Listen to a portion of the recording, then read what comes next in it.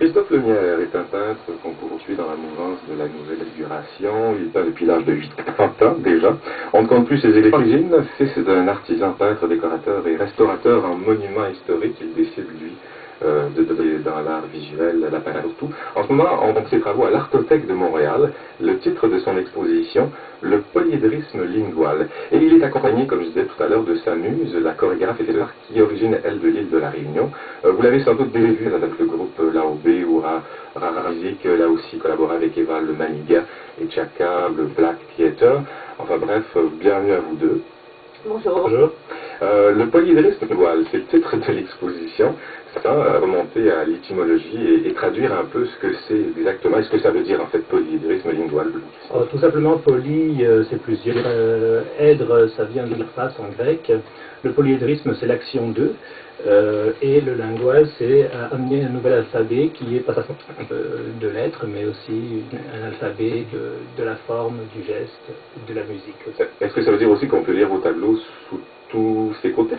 Les tableaux s'assemblent, et c'est une exposition où l'on peut surtout marquer, dans un des premiers musées du Québec, marquer et toucher, s'il vous plaît. Oui, parce qu'on s'amuse, c'est ça, il y a un casse-tête à faire. Entre autres, une des œuvres, c'est des petits tableaux qui constituent finalement une image assez volumineuse, comme une espèce de mosaïque, et vous nous invitez à jouer là-dedans. Mais on joue quand on parle avec le voisin qui a eu un autre cursus vécu dans l'exposition, puisqu'il a pris une autre démarche ou une autre lecture. Les petits tableaux qui s'assemblent donnent aussi une lecture pour la chorégraphie de tout. Vous dites ça de danse pendant qu'on peut regarder vos œuvres, mais il n'est pas là tout le temps. Vous êtes là à 3 reprises à l'Artothèque les 15 novembre prochain. Comment vous inspirez-vous des travaux de votre compagnon?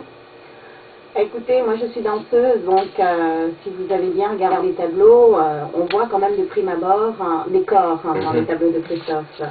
Alors, en tant que danseuse, c'est sûr que ça me dit quelque chose, ça me parle. Et depuis très longtemps, en fait, j'ai eu envie de m'inspirer pour voir. Moi, j'adore l'improvisation.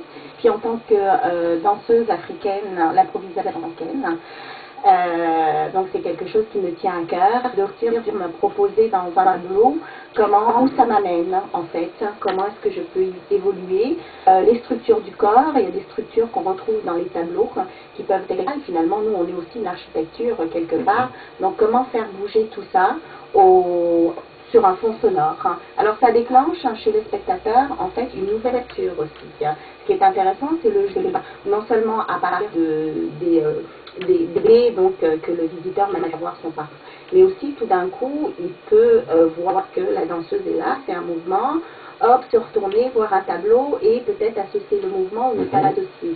Alors vous dites tourner les dés pour avoir cours, on va mettre les choses au clair. Quand on va voir l'exposition du polyédrisme lingual, on a un dé, on tire une rune, les espèces de petites pierres divinatoires, et on reçoit un parcours qui va en groupe, en couple. On va pas voir les tableaux dans le même ordre.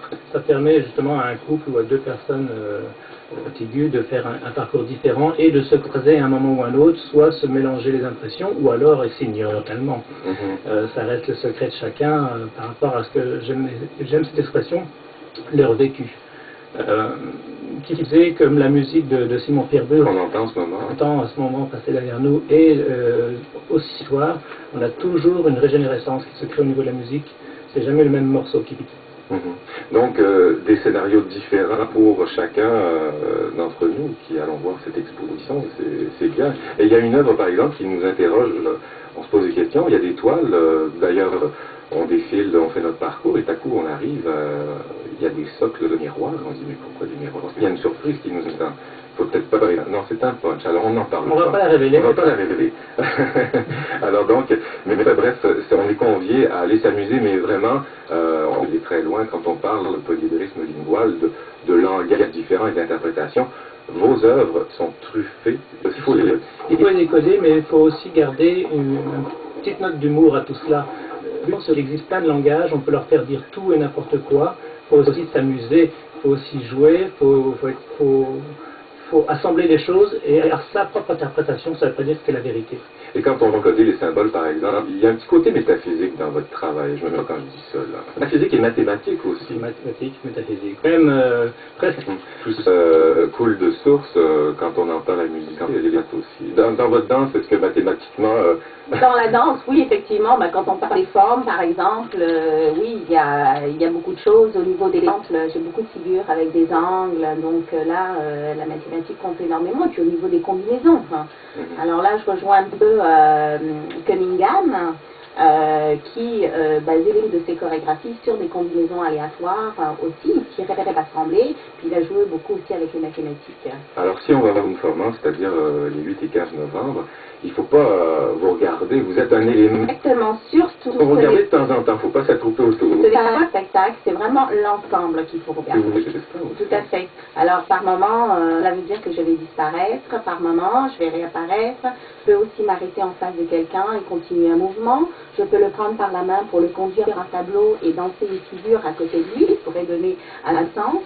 Je peux, ce que je n'ai pas fait lors du vernissage, prendre la tour qui est en fait le casse-tête, les tableaux casse-tête, aussi aller l'assembler dans un autre endroit de la salle, et puis danser peut-être l'assemblage que j'aurais fait, mais aussi danser les figures dans un ordre, dans un ordre complètement différent.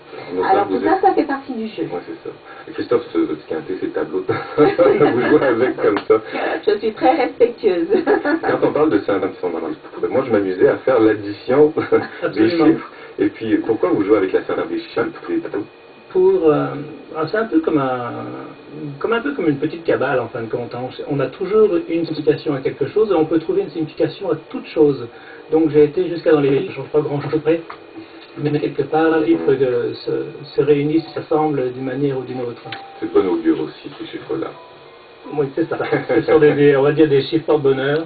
J'aime aussi là-dedans, c'est qu'il ne faut pas oublier de le mentionner, je crois, c'est qu'ils font partie intégrante de l'œuvre. Ils sont l'œuvre eux-mêmes parce qu'ils interagissent avec l'œuvre. Alors, à voir, polyédrisme lingual, c'est à l'Artothèque de Montréal jusqu'au 16 novembre, 5720 rue du Temps de Claudine Mallard, les 8 et les 4 on entend peut-être un extrait dans